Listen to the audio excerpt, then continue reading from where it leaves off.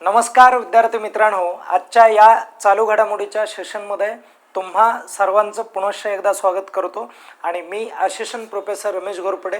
विद्यार्थी मित्रांनो, आजचे हे जे प्रश्न आहेत हे प्रश्न आजच्या दिवसासाठी कितपत गरजेचे आहेत किंवा किती महत्त्वाचे आहेत हे आपण या व्हिडिओमधून बघणार आहोत आणि त्यासाठी व्हिडिओ फार काय मोठा नाही, सर्वांनी व्यवस्थित बघा।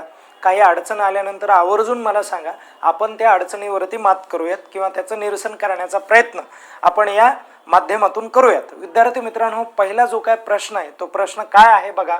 इथे काय म्हटलंय की उच्च न्यायालयाच्या वकील परिषदांमध्ये महिलांसाठी किती टक्के राखीव जागा ठेवण्याचे आदेश सर्वोच्च न्यायालयाने दिलेले आहेत किंवा दिले आहेत। बघा, इथे कोणत्या परिषदामध्ये म्हटलंय की वकील परिषदामध्ये म्हटलंय, म्हणून हे थोडंसं लक्षात राहू द्या। वकील परिषदामध्ये महिलांना आरक्षण देण्याचं जे काय तो मुद्दा आहे किंवा निर्णय, हा निर्णय कुणी दिलेला आहे? सुप्रीम कोर्टाने दिलेला आहे। ओके, आणि तो कुणाला दिलाय? तर असा आदेश हा हायकोर्टाला दिलेला आहे। तर किती टक्के जागा असल्या पाहिजे? तर 30% जागा असल्या पाहिजे, म्हणून हा प्रश्न लक्षात राहू द्या। ओके, कळालं सर्वांना? तर असा हा प्रकार आहे। आपण थोडं पुढे जाऊयात आणि हे यासाठी केलेलं आहे मित्रांनो, मुळात तर की या वकील परिषदेमध्ये महिलांचा जो काय सहभाग आहे हा सहभाग वाढावा, म्हणून हा त्यांनी निर्णय घेतलेला आहे। ओके, आता आपण पुढचा जो काय प्रश्न आहे तो प्रश्न बघूयात। पहिली, कॉमनवेल्थ खो खो चॅम्पियनशिप ही जी स्पर्धा आहे, ही स्पर्धा मार्च 2026 मध्ये कुठे आयोजित करण्यात किंवा केली जाणार आहे ते सांगायचं आहे। तर त्याचं करेक्ट उत्तर आहे भारत।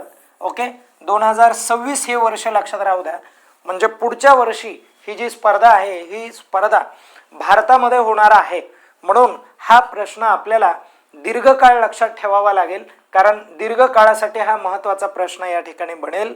विद्यार्थी मित्रांनो, हे जे कॉमनवेल्थ हा जो प्रकार आहे हा काय आहे ते सांगतो मी तुम्हाला, तर हे एकदा समजून घ्या। कॉमनवेल्थ म्हणजे काय?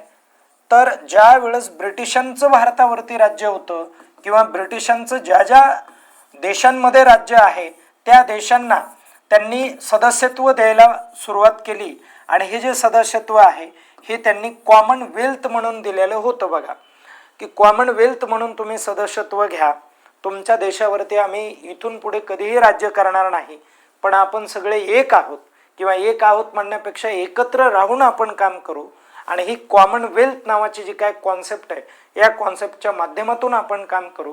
तर त्या माध्यमातूनच इथे वेगवेगळ्या स्पर्धांचं आयोजन केलं जातं आणि हे स्पर्धेचं आयोजन हे फक्त ब्रिटिश आणि किंवा इंग्लंड आणि त्यांनी राज्य केलेले जे काय देश आहेत त्यांच्या वसाहती ज्या ज्या देशामध्ये होत्या त्या देशातले लोक, म्हणजे मला म्हणायचं आहे की आशिया खंड आणि आफ्रिका खंड या खंडातले जे काय देश आहेत या देशांबरोबर या स्पर्धा होतात आणि या स्पर्धा यावेळेस म्हणजे पुढच्या वर्षी आपल्या देशामध्ये होणार आहेत, म्हणून हा एक महत्त्वाचा मुद्दा या ठिकाणी होईल।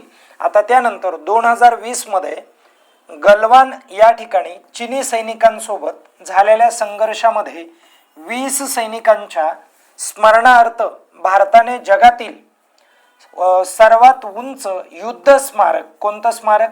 युद्ध स्मारक उद्घाटन कोणत्या ठिकाणी केलेलं आहे? युद्ध स्मारकाचं जे काय उद्घाटन आहे ते खालीलपैकी कुठल्या ठिकाणी केलंय ते सांगायचं आहे। तर त्याचं करेक्ट उत्तर काय आहे?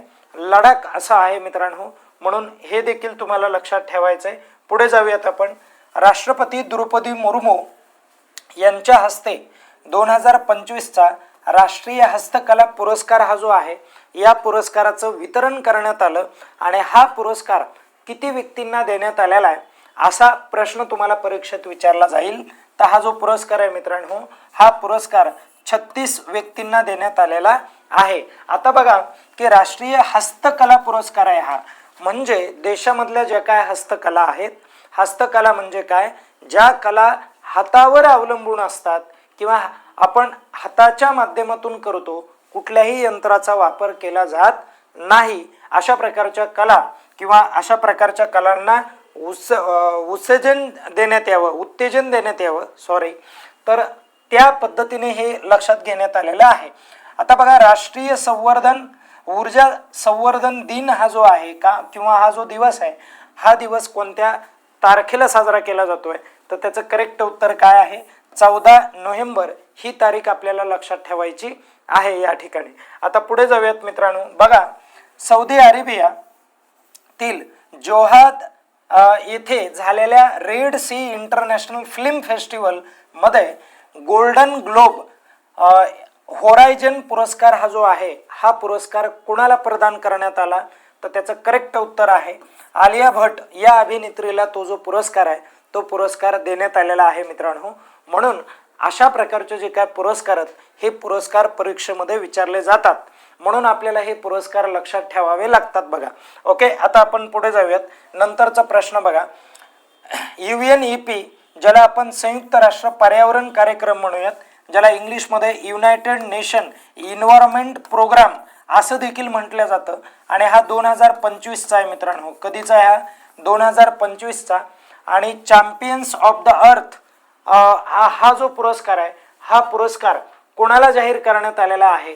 म्हणजे या UNEP ने या संस्थेने हा पुरस्कार जाहीर केलेला आहे, तर ते तुम्हाला सांगायचं आहे की कोणाला जाहीर केला. तर त्याचं करेक्ट उत्तर काय आहे? कुणाला जाहीर केलेला आहे? तर या ठिकाणी त्याचं उत्तर आहे बघा, गगनजीत भुल्लर याला तो पुरस्कार जो आहे तो जाहीर केलेला आहे. त्यानंतर पुढचा मुद्दा बघा, मनरेगा नावाची ही एक योजना होती आणि या योजनेचं नाव बदलून किंवा बदललेलं असून आता ही योजना कोणत्या नावाने ओळखली जाणार आहे ते सांगायचं आहे तुम्हाला. तर त्याचं करेक्ट उत्तर आहे बघा, पूज्य बापू ग्रामीण रोजगार योजना. महात्मा गांधींच्या नावावरती ही जी योजना आहे ही योजना राबवण्याचा जो काय प्रयत्न आहे हा प्रयत्न शासनाच्या माध्यमातून केला जात आहे. कारण महात्मा गांधी म्हटले होते मित्रांनो की गावाकडे चला किंवा ग्रामीण भागाकडे चला आणि ग्रामीण भागाचा विकास झाला पाहिजे, ग्रामीण भागामध्ये वेगवेगळ्या स्वरूपाचे उद्योग निर्माण झाले पाहिजे. आणि म्हणून महात्मा गांधींनी हा निर्णय त्या काळी घेतला होता. आणि म्हणून आपण या कामगार योजनेला किंवा या ग्रामीण रोजगार योजनेला प्रामुख्याने महात्मा गांधींचं जे काय नाव आहे ते नाव देण्यात आलेलं आहे. आता आपण पुढे जाऊयात. नंतरचा प्रश्न बघा, पंतप्रधान नरेंद्र मोदी यांच्या कॅबिनेटने 2027च्या जनगणनेसाठी किती कोटीच्या बजेटला मंजुरी दिलेली आहे? तर त्याचं करेक्ट उत्तर आहे बघा, 11,718 कोटीचं जे काय बजेट आहे हे बजेट नुकतंच हिवाळी अधिवेशनामध्ये मंजूर करून घेण्यात आलं. आणि 2027ला आपली जनगणना होणार आहे. जनगणना ही दर 10 वर्षांनी होते मित्रांनो, हेही लक्षात राहू द्या. आता जनगणना 10 वर्षांनी होते तर 2011ला व्हायला पाहिजे होती, 2021ला व्हायला पाहिजे होती, पण ती काय जनगणना झाली नाही. कारण कोरोनाची जी काय परिस्थिती होती त्या परिस्थितीमुळे ती लांबण्यात आलेली आणि तिची जी आकडेवारी ही आकडेवारी आता प्रसिद्ध होणार आहे. म्हणजे 2027ला ती जी जनगणना आहे ती जनगणना आपल्याला त्याची जी आकडेवारी ती बघायला मिळेल आणि त्यासाठी एवढं बजेट जाहीर झालेलं होतं. आता बघा, नुकतंच अंदमान आणि निकोबार बेटामधील कोणत्या ठिकाणी गृहमंत्री अमित शहा आणि मोहन भागवत यांच्या हस्ते स्वातंत्र्यवीर सावरकर यांच्या पुतळ्याचं अनावरण करण्यात आलेलं आहे. आणि ते कोणत्या ठिकाणी अनावरण करण्यात आलेलं आहे? तर ते जे ठिकाण आहे मित्रांनो श्री विजयपुरम हे ठिकाण आहे. म्हणून अशा स्वरूपाचा आपल्याला प्रश्न विचारला जातो. वेगवेगळ्या स्टॅच्यूच्या संदर्भामध्ये परीक्षेला या अगोदर देखील प्रश्न विचारलेला गेलेला आहे. आणि डॉक्टर बाबासाहेब आंबेडकरांचा देखील जो काय स्टॅच्यू आहे किंवा पुतळा आहे त्याचं अनावरण करण्यात आलेलं होतं. तर ते कुठे अनावरण करण्यात आलेलं होतं ते मला एकदा तुम्ही कमेंट करून सांगा मित्रांनो. धन्यवाद. या ठिकाणी आपण थांबूयात.